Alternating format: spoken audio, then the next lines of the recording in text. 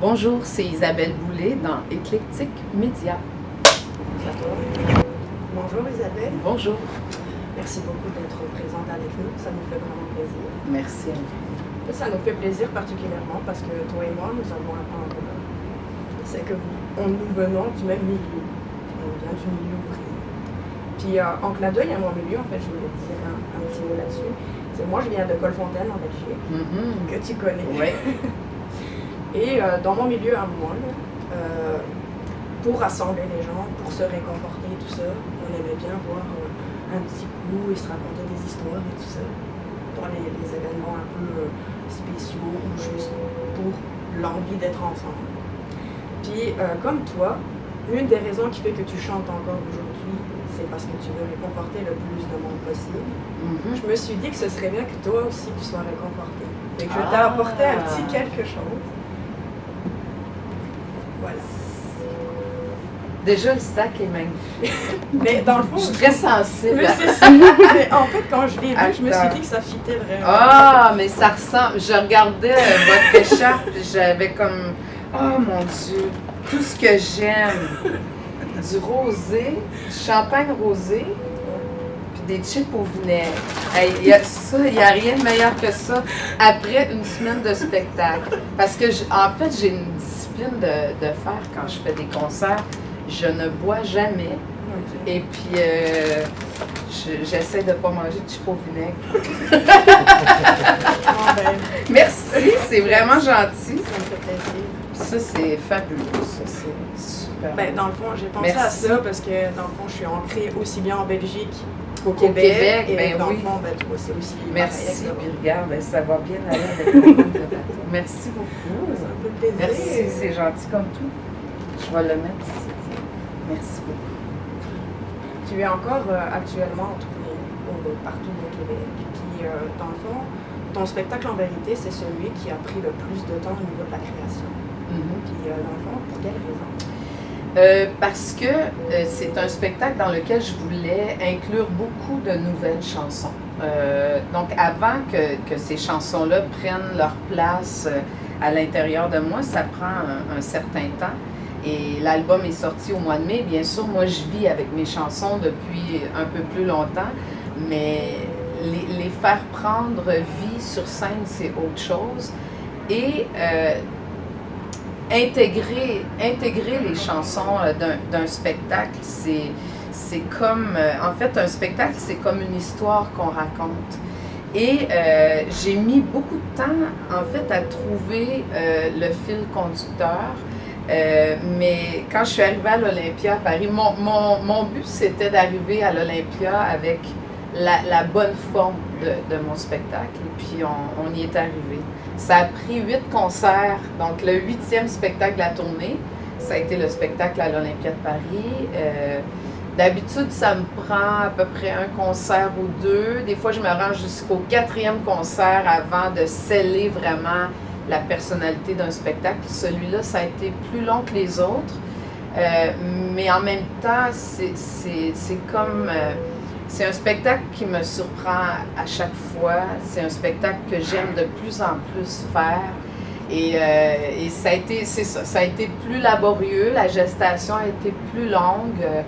Mais en même temps, je sens que c'est une tournée que je pourrais faire pendant assez longtemps sans jamais me lasser. La littérature a toujours eu une place importante dans ta vie. Puis dans tes albums, on peut souvent voir de nombreuses citations, même dans tes spectacles, comme par exemple Prévert, Albert Camus, Jean plus Genet. récemment, Jean Genet. Ouais. Ouais. Qu'est-ce qui justifie ces choix-là en particulier? Ben, c'est souvent, j'utilise des citations pour mettre les choses en contexte. Donc, la citation de Jean Genet, en fait, c'est la fin du poème du Condamné à mort, qui est un très, très long poème de Jean Genet. J'avais au début, en fait, pris une autre strophe qui disait dis-moi quel malheur fou fait éclater ton œil d'un désespoir si haut que la douleur farouche, affolée en personne, orne ta ronde bouche, malgré tes pleurs glacés d'un sourire de deuil. Puis là, je me disais, c'est peut-être un petit peu trop, c'est comme c'était pas assez précis. Donc, j'ai lu le poème au complet, puis je me disais que chanter, pour moi, ça avait toujours été, d'une certaine manière, une sortie de secours. Et c'est ce que j'essaie d'apporter au public, en fait. Quand les gens viennent me voir, quand on parle de réconfort, c'est que moi, je veux que les gens puissent se mettre sur le dos d'une chanson, puis sortir un peu de ce qu'ils vivent, de leur vie intérieure, ou en tout cas, j'espère enrichir leur vie intérieure, mais ce que j'espère aussi, c'est les soulager parfois de choses qui les habitent et les faire partir un peu dans les chansons, dans leur imaginaire, les sortir, les amener dans l'espace du rêve et surtout dans l'espace de leurs possibilités. C'est-à-dire que pour moi, chanter, c'est aussi prendre la clé des chants, c'est m'enfuir quelque part où personne et rien ne peut m'atteindre. Et c'est l'un des plus beaux espaces que la vie m'ait offert. C'est cette possibilité-là d'entrer dans des chansons, de les incarner et d'aller les porter vers les autres pour que les gens puissent se les approprier. Si tu me payes un verre et Una Storia d'Amore sont considérés comme les moments forts de ton spectacle parce que tu les chantes d'une manière plus physique. Comment t'expliques que pour ces deux chansons-là en particulier, ce soit comme si tu étais un peu en transe? Ben, il faut que la chanson le permette dans sa forme ou dans son propos. Si tu me payes un verre, c'est un régal pour une interprète. Une chanson comme celle-là, et puis en plus, tout ça m'habite depuis tellement longtemps. C'est des images des gens qui ont peuplé mon enfance, en fait. Des gens pour qui j'ai eu beaucoup d'affection, beaucoup de compassion. Et donc, c'est facile pour moi de donner la vie à une chanson comme celle-là parce que tout est déjà à l'intérieur de moi. Donc, c'est juste comme de faire sortir ces personnages-là de moi. Puis, en fait, c'est la chanson qui appelle le geste. Je ne suis pas quelqu'un je dirais, je suis beaucoup plus une personne qui est intériorisée. Mais ces chansons-là, comme Una Storia d'Amore, ça me permet justement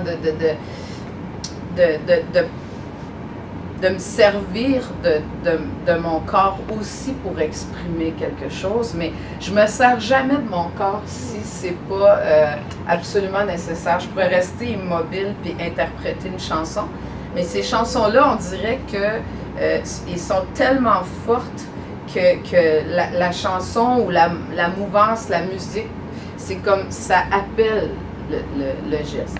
Mais j'ai jamais mis ça tellement en avant. C'est sûr que là, mais c'est un vrai plaisir aussi Et en fait, souvent, les gens qui viennent voir le spectacle, ils me disent « Hey, c'était tellement beau là, quand tu as frappé par terre avec ton pied. » Puis là, moi, je me rends même pas compte, en fait, de ce que je fais. Je suis comme un peu possédée par la chanson. Puis là, ils me disent « Hey, tu devrais le refaire, mais je me rappelle pas de ce que j'ai fait. » Donc, je refais pas tout le temps la même chose. Ça dépend de l'ambiance, ça dépend de pas mal d'éléments. Ça dépend de comment je me sens aussi. Il y a des soirs, on est plus pris à l'intérieur de nous aussi. D'autres fois, on est plus libre. C'est pour ça que ça m'appartient comme pas. On dirait que j'appartiens à quelque chose de plus grand que moi. Puis, mais je me rappelle rarement. Je pourrais pas chorégraphier quelque chose. J'ai vraiment du mal. Je peux pas répéter tout le temps la même chose. Ça dépend vraiment de l'ambiance. En tout cas, c'est bon. Merci.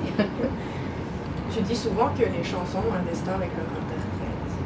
Est-ce que dans ton répertoire, il y a des chansons avec lesquelles tu penses avoir terminé le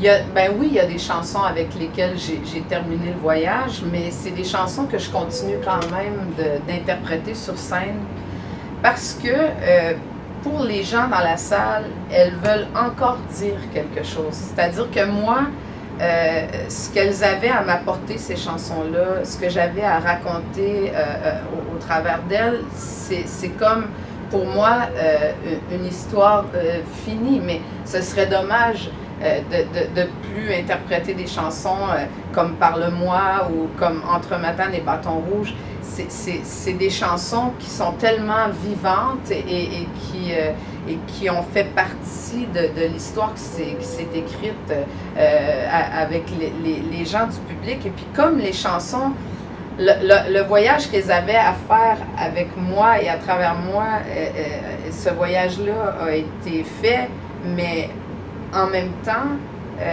mes chansons, elles appartiennent au public. Donc, et quelque part, moi, c'est quelque chose qui compte pas tellement. Chanter pour moi-même, c'est pas une chose qui m'intéresse beaucoup. Donc, c'est pour ça que, par exemple, si ces chansons-là ont été liées à une histoire personnelle, j'en ai rarement parlé parce que je veux laisser l'espace aux gens qui sont dans la salle. Je veux que ce soit les gens qui sont là qui deviennent les héroïnes et les héros des chansons que j'interprète. Donc, moi, j'ai eu à conclure comme une histoire où des fois les chansons sont prémonitoires aussi. Il y a des chansons qu'on interprète, on n'a pas encore vécu l'histoire personnellement, on l'a vu vivre par quelqu'un d'autre qui a été proche de nous. Ça nous donne suffisamment de matière pour pouvoir l'interpréter, mais c'est très rare que les chansons correspondent à vraiment comme une histoire précise et personnelle. Est-ce que, par exemple, tu penses qu'il y a une chanson que tu serais plus capable de chanter? Non, je pense qu'il n'y a pas une chanson, même que des fois, j'aurais tellement envie de faire des chansons que le public connaît moins, qui sont sur mes albums, mes tout premiers disques, des chansons comme Fallait pas, par exemple, qui est une chanson magnifique de Daniel Dechem. T'es en amour, c'est une chanson vraiment merveilleuse, mais c'est... Je pensais cette semaine, j'avais tout le temps une chanson de Zachary Richard, Tant que l'amour existera. C'est une chanson qui m'a fait, que je trouve vraiment magnifique. Je me souviens que quand j'ai commencé la tournée En Vérité, j'avais toujours une chanson de Mario Peluso qui s'appelle Jamais, qui est sur un de mes albums précédents. J'avais tout le temps ça dans la tête. Elle n'est pas dans le spectacle, mais elle était dans ma tête. Mais j'ai un répertoire inouï. Je peux aller puiser dans des chansons tellement belles. Je pourrais chanter tout mon répertoire, je pourrais le chanter pour le reste de ma vie. Puis je pense que j'aurais pas assez d'années pour vivre. Mais c'est sûr que les gens m'identifient à des chansons comme Le Soul, Jamais assez loin, Je t'oublierai. Donc c'est des chansons que je mets régulièrement dans mes spectacles parce que je le sais que c'est comme si Aznavour ne chantait pas la bohème, ou c'est comme si Reggiani était monté sur scène et qu'il faisait pas, il diffusait presque rien. C'est comme si Piaf avait pas chanté l'hymne de l'amour. C'est un peu, c'est un peu analogique tout ça. Et, si je te dis 91, Amsterdam et Naufrage, ça te fait penser à quoi? Ça me fait penser au festival de la chanson de Granby. Ça me fait penser que j'avais 19 ans et je venais de commencer l'université. Et en fait, c'est grâce à mes professeurs, mes professeurs du Cégep de Limoilou, si j'avais choisi des chansons comme celle-là pour me présenter au festival. Naufrage, c'était une chanson de Gilbert Langevin et d'Anne Bigra. Et je me souviens que c'est un de nos professeurs qui nous avait fait écouter plein de chansons, dont Le Retour de Don Quichotte, que j'avais jamais entendu non plus, de Michel Rivard, et Amsterdam de Brel. Mais il nous avait fait écouter 25 chansons et puis il nous avait demandé de les classifier en ordre de littérarité. Puis moi, quand j'ai entendu la voix de Dan Bigra et cette chanson-là, j'ai été vraiment bouleversée. Puis j'avais... Comme toutes les chansons qui m'ont bouleversée, j'ai toujours eu envie de m'y mesurer ou de les interpréter. Mais c'est vrai que quand j'y pense aujourd'hui, je pense que ma naïveté aussi a fait en sorte que j'ai embrassé des chansons assez ambitieuses. C'est un peu à ça que je pense, en fait. C'est que quand on avance dans le temps, j'ai l'impression que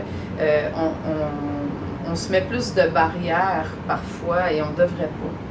Mais en tout cas,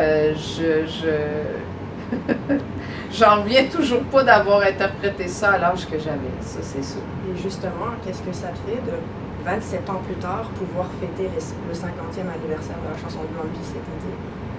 Ben, c'est pour moi, le Festival international de la chanson de Brandby, c'était pour moi un rêve. Tu sais, je me souviens que j'enregistrais à l'époque sur les VHS, j'enregistrais toutes les finales. J'ai vu plein de gens comme Jean Leloup, Linda Lemay.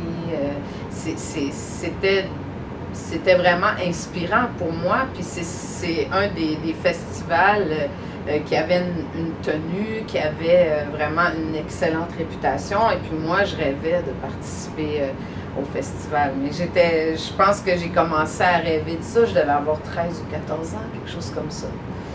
Et j'y suis allée une première fois à l'âge de 18 ans. Donc j'ai été retenue dans les 32 demi-finalistes, mais pas dans les finalistes.